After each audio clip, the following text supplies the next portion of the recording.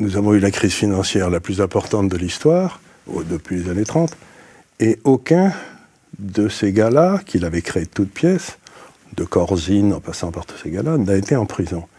Donc la question essentielle, c'est qu'est-ce qui se passe exactement? Et là, je rejoins l'analyse d'Olivier. Il y a un homme qui a demandé à avoir un petit déjeuner avec moi il y a 3-4 ans, qui s'appelait Thomas Hoenig, qui était le chairman de la réserve fédérale de Kansas City, qui était voting member du Fed, qui a voté 8 fois contre son chairman, Bernanke. Et il m'a dit, on a sympathisé, on était deux chez Balthazar en bas à New York, là. Et il m'a dit, Charles, il faut que je te dise quelque chose, tu m'es très sympathique. Depuis la fin des années Clinton, il y a une plutocratie qui a pris le contrôle des États-Unis, avec les 3 grandes banques que tout le monde connaît, et cette plutocratie gère la masse monétaire et le système financier américain au profit de cette plutocratie. Et la grande question, c'est comment allons-nous, Américains, récupérer notre démocratie? Donc, il ne faut pas s'imaginer une seconde, nous avons aujourd'hui une mafia qui a pris le pouvoir, c'est une mafia qui est quasiment criminelle, et il ne manque que de courage politique.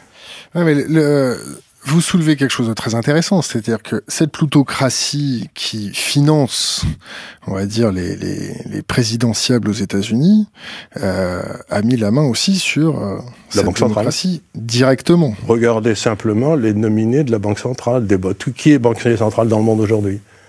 Ils sont tous passés à un moment ou à un autre par cette plutocratie. Vous parlez de l'école de Chicago?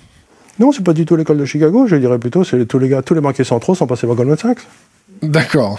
Tous. Il n'y en a pas un qui ne sont pas passés par Goldman Sachs. Ouais, si vous voulez, il y a aussi autre chose qu'il faut dire des États-Unis qui m'inquiète passablement. Et Dieu sait que j'ai été un soutien des États-Unis pendant très très longtemps, et je le suis encore. C'est l'extraterritorialisation du droit américain. Les Américains ont décidé aujourd'hui qu'ils pouvaient appliquer leurs droits en dehors de chez eux, ce qui est une perte de souveraineté inimaginable pour les autres pays. On l'a très bien vu dans l'affaire de la BNP. Qui, à partir du moment, si vous voulez, la façon dont ça se passait dans le temps... L'arbitrage, c'est ça? L'arbitrage à l'américaine. Ben, c'est pas l'arbitrage, si vous voulez, c'est que d'un seul coup, les Américains ont décidé qu'ils pouvaient juger un individu extérieur qui servait du dollar parce que c'était américain, ou une société, alors même que ce dollar était réparti à 2 personnes qui n'étaient pas aux États-Unis. On a vu des affaires qui sont passées comme ça. La BNP a ramassé une énorme claque, là, sur ce coup-là, et alors que c'était tout à fait inattendu. Donc, d'un seul coup, ils ont décidé que, puisque le dollar était américain, toute transaction qui avait à faire avec le dollar était automatiquement justiciable aux États-Unis. Ce qui est un abus de pouvoir et qui, à terme, met en danger le rôle du dollar. Les Américains exercent un pouvoir énorme car ils nous disent « si vous ne le faites pas, vous serez interdit du dollar ». Or, si vous êtes interdit du dollar, vous pouvez fermer. Donc, il y a un pouvoir américain exorbitant. Exorbitant, il est ce qu'il est, et je ne vois pas que ni l'Europe, ni le Japon, ni la Russie, ni la Chine puissent, dans un délai de 10 à 15 ans, contrecarrer ce pouvoir-là. Ils disent, si vous ne faites pas ce qu'on vous dit, si on vous les ordres qu'on vous donne, vous êtes interdit de dollar. C'est-à-dire qu'à ce moment-là, vous êtes puni. Ils ne vous disent pas, vous avez le choix.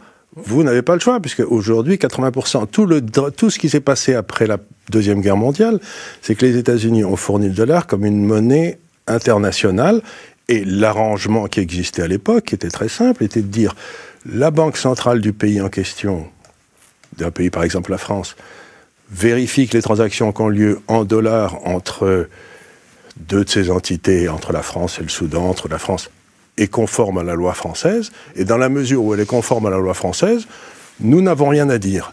Ils ont fait un reversement de charge de la preuve totale, il y a à peu près 7 ou 8 ans. Il y a 7 ans, et ça a complètement transformé le monde. Donc qu'on ne me dise pas, ils ont tout changé, qu'on ne me dise pas que c'était comme ça avant, ça n'était pas comme ça avant. Aujourd'hui, d'ailleurs, la meilleure preuve, c'est que les Chinois sont en train de monter un truc avec une carte de crédit. Toutes les cartes de crédit, à l'arrivée, sont soldées aux États-Unis, puisqu'elles sont toutes américaines. Maintenant, vous pouvez avoir une carte de crédit qui est soldée en Chine, en renminbi. Mais avant, vous ne l'aviez pas. Donc, ils ont favorisé une position de monopole, et l'ayant favorisé, ensuite, ils l'exploitent à leur profit. C'est ce que j'appelle du banditisme.